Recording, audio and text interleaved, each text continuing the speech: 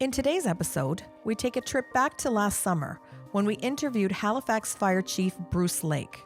Chief Lake describes his harrowing experiences and crucial safety tips for driving through smoke and wildfires.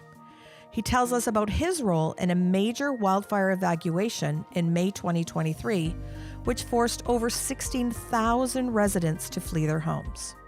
200 structures destroyed, 151 of those were people's houses.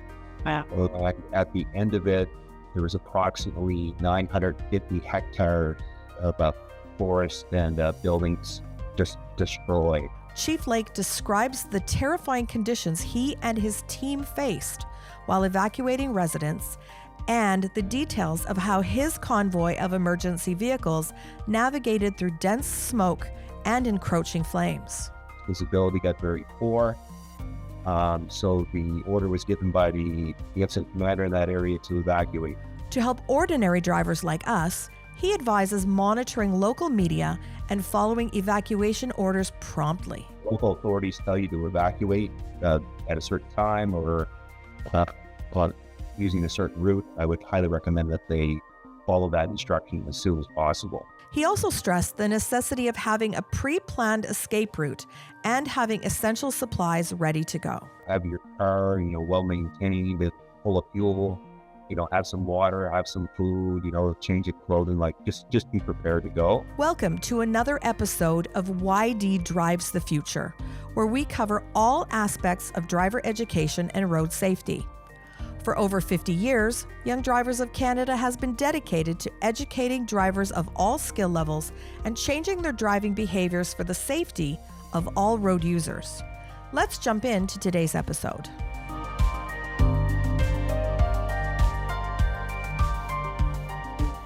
So thank you for taking the time to meet with me today. Young Drivers is a national driving school in Canada. I'm sure you've heard of us in the Halifax area.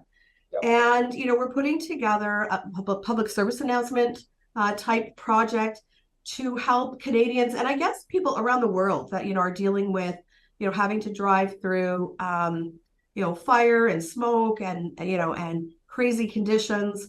I'm from Northwestern Ontario. So, for me, my experience is blizzards and whiteouts, I only ever had to pack an evacuation kit once in, the 25 plus years that I lived there. So, I thank my lucky stars for that. But, basically, I understand that, you were part of the convoy sort of heading up to, a serious fire situation. And, we're really interested in your experiences and what you've been through and how, your experience can help drivers that are facing this, many times for the first time, but, under duress as well. Yeah. Right. Right. So what's it like? I mean, what's it like to drive in, a fire situation? I mean, part of me wants to say, what's it like to drive a fire truck in a fire situation? But, Well, just kind of let me give you some context. So May 28th, 2023, we had a wildfire start in the upper Tantallon area of our municipality. And as a result of that, we had approximately a little over 16,000 people have to evacuate their homes. We had 200 structures destroyed. 151 of those were people's houses. Wow. And at the end of it, there was approximately 950 hectares of forest and buildings just destroyed.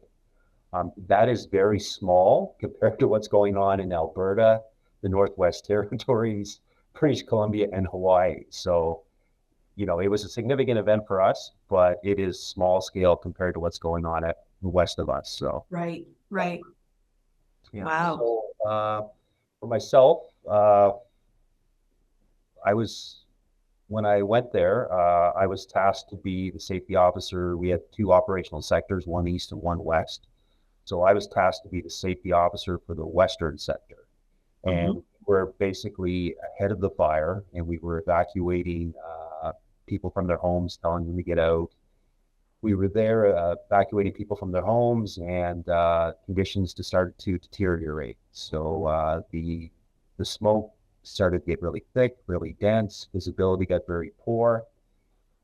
So the order was given by the incident commander in that area to evacuate. So we uh, evacuated along our escape route, and we were making our way to a safety zone when the wind shifted. So I was in a convoy of three vehicles. So there was an engine, a ladder truck, and then there was two SUV type vehicles. So Mhm. I was in the rear of the convoy. And basically, we were driving down the road and conditions were fine. Like everything was great. And then all of a sudden, on the driver's side of the vehicle, smoke started to appear, white gray smoke, and then it got thicker and thicker and thicker. And the next thing, there was orange flames. And then the next thing, what we call crowning, the whole tree was on fire. Right. And then the embers from that crossed over the road, and then it ignited things on the passenger side of the road. Now, I'm just on a two-lane highway right now. Okay. So then the both sides of the road, all the trees were crowning. So, right to the very top of the trees were on fire, and then it went black, like zero visibility. So at that point, my concern was I'm going to ram into the vehicle that's in front of me because I literally could not see in front of my face. Wow. Okay. So what I did, I made the decision to slow right down, and then I turned my vehicle around on the road and I headed back the direction which I came. Unfortunately, after a few minutes, I get out. I got out of the danger and made it out. The SUV that was in front of me, they did the same thing. They stopped. They turned around in the road and they headed back the same way I did. We both got out. Unfortunately, the ladder truck and the engine that were ahead of us, they could not do that. They were like, once again, it was just a two-lane road. Right. So they had to literally just put the pedal to the metal and just gun it. And they fortunately made it through it without any catastrophes or any injuries. So it was surreal. It was terrifying, like all at once. Like, you can't believe you're in this, but it Yeah. was also terrifying at the same time. So One of the other things you mentioned was that you had a pre-planned escape route. So while you were, in the area doing evacuations, that you knew what route you were going to take to get out if you needed to evacuate. Is that something that you do all the time in a situation like that?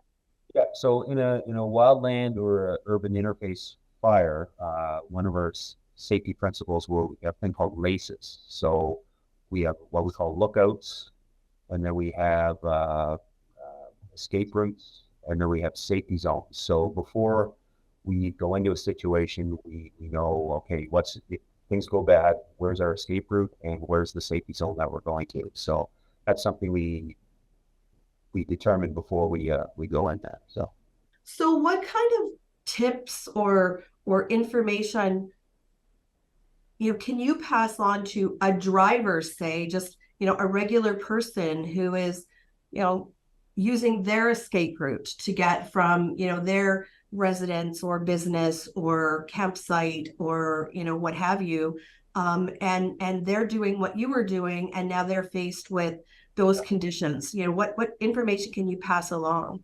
Well, I would first recommend monitor local media for direction from local authorities. So when you have situational awareness of where the fire is, where it's going, all that. So if they advise you to evacuate at a certain time or take a certain route, I would highly recommend that you follow their directions and do not stay home or attempt to you know some people just don't want to leave their homes. So if Yeah. the local authorities tell you to evacuate at a certain time or uh, on using a certain route, I would highly recommend that they follow that instruction as soon as possible. Okay. And also be prepared to go. So this is something my wife and I talked about after the fire here. Like a lot of people, literally, they just had to, the neighbors came over, the fire's coming towards your house, we've got to leave now. So people don't, oh, what am I going to take, right? So, so the big ones for us is, any important documentation, any medications, any sentimental, mementos or items, like that's not something you want to be thinking about. Okay, we got to go now. What do I take? So, Yeah. have that stuff Mhm. ready go, have your car, well maintained and full of fuel, have some water, have some food, change of clothing, like just be prepared to go. We could say the four P's. So your pills, your pets, your paperwork, and any precious items. So that's kind Oh, of the four P's. I like that. four P's. Pills, paperwork, pets, precious items. Were the conditions that you were driving in that situation, in that convoy, were those typical of, sort of the fire type? Like, is that typically what happens, or was that very much No, a unique situation or that was that was a unique situation. One of the big safety points in wildland firefighting or urban interface firefighting is don't get ahead of the fire. And we were kind of parallel to the fire, and then the wind shifted and it blew it right in front of us. So right? the people that were being evacuated from the communities, they were going in the opposite direction. We just unfortunately it was bad luck. The wind shifted and it blew Right. the fire right in front of us. So Right. So you made the decision to turn around. Number one, because you could, right? But why turn around? Why not just push through like, the first two vehicles? yeah, well, I was the last vehicle. Well, it was kind of risk versus benefit. So I was the last vehicle. I knew I was the last vehicle. I knew nobody was behind me. And I was very concerned about uh, slamming or hitting the vehicle in front of me. Right. And I knew the wind was blowing the fire forward of me. It wasn't blowing it behind me. So I just stopped, turned around in the road, and I fortunately after a very short drive got out of the fire there. So So it was basically based on your knowledge of what was going on right then and there. You knew that turning around, you were going to meet better conditions at some yeah, point as opposed to worse conditions. yes, because Okay. I didn't know. I knew the wind was taking the fire, ahead of me, Right. but it wasn't behind me. So Right. that's the reason I made the decision to turn around and leave. But Right. unfortunately, the big fire trucks, the engine and the ladder, they could not physically turn around in the Physically road. turn around. Right. Yeah, And so they that could just and that could and that could be the same for someone who's got a pickup truck and they're towing a trailer and they're yeah, sort of, you know, yeah. taking Or their evacuation residents with them. yeah, or if you're in if there's hundreds and hundreds of vehicles on the road, like you Hmm. may not be able to turn around. Right. So, So what about a situation like that? You're on an evacuation route, this is the route that's been advised that you take, and there's like lots of vehicles in succession, with varying following distances and varying levels of um anxiety amongst all the drivers, manifesting itself in all kinds of different ways, from anger to frustration to whatever. What do you do in a situation like that where you're driving into, like you said, the thick black smoke, and you can't see, and turning around isn't an option? Like, what do you do?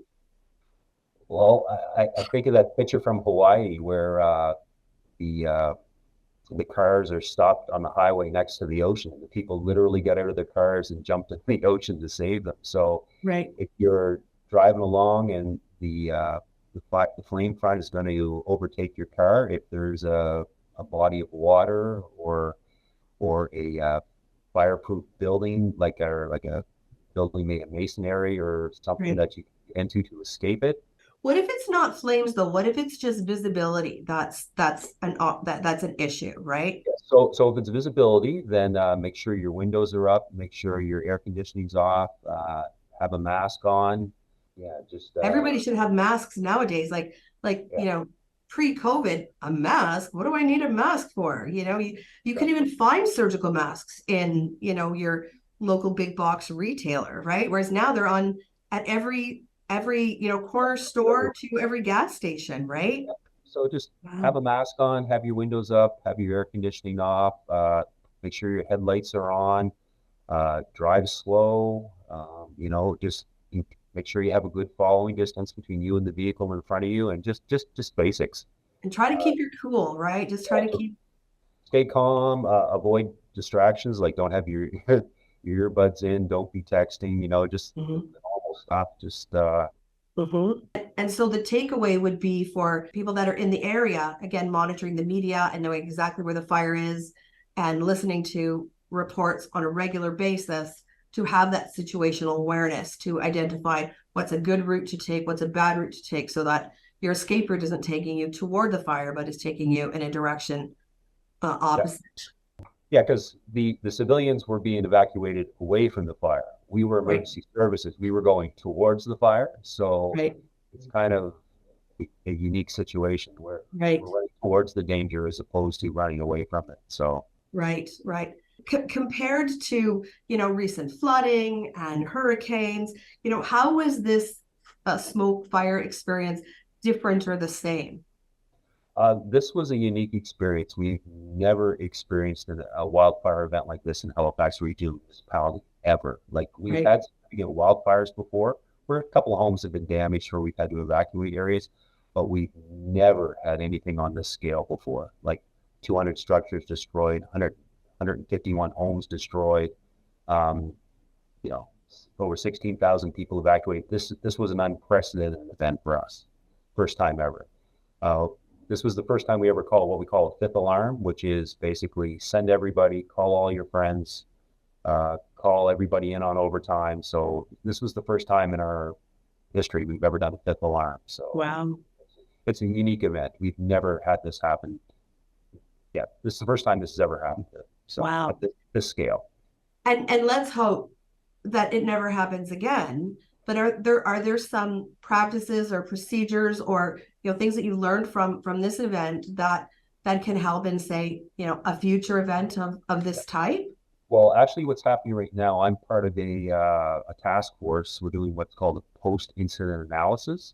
Right. And so we're interviewing, like we're doing interviews, surveys, focus groups with everybody, all of our partners that we work with, all the career and volunteer members that were on scene. And we're currently in the data collection stage for that. We're almost done. And then next month, we'll be analyzing the data and starting to write a report. So we're kind of in the middle of data collection. And then based on that, we'll be developing recommendations for, improvement or strengths to maintain, stuff like that. So kind of right in the middle of doing that. So, Wow. Wow. What a very large task for yeah. um Well, for something that may or may never happen again, right? we usually get a significant wildfire every year, but nothing, Not to that scope. not to Not that to that scope. scale ever, Okay. ever, ever. And then about a month later, we had some significant flooding here in the city. So yeah, it's been a Wow. wild ride, and now we're getting ready for hurricane season. So there's I was just gonna say, and one of those is gonna make its way into Halifax. Maybe when we're hearing news reports of a hurricane heading your way, maybe we'll have another call and we can talk about, how to drive in a massive in a rainstorm with flooding and all that good stuff. don't. That's the answer. Don't drive in it. Yeah. I know, but it all boils down to the whole idea of being proactive, right? I mean, our meteorologists, I mean, meteorologists have a pretty tough gig because they raise the alarm and say, okay, the hurricane is coming, and then nothing happens and everybody's ready to evacuate, or they do evacuate, and then the next time they say it, it's like the little boy that cried wolf, do you Yeah. go or do you stay? And then it's almost like the message at that point has to be, if the officials are saying get out, then you should get out, whether it happens or not. It's better to be safe than sorry, right? Well, we've had two unprecedented events here. We had the wildfire event, and then about a month, just recently, we also had unprecedented flooding. Like we had Right.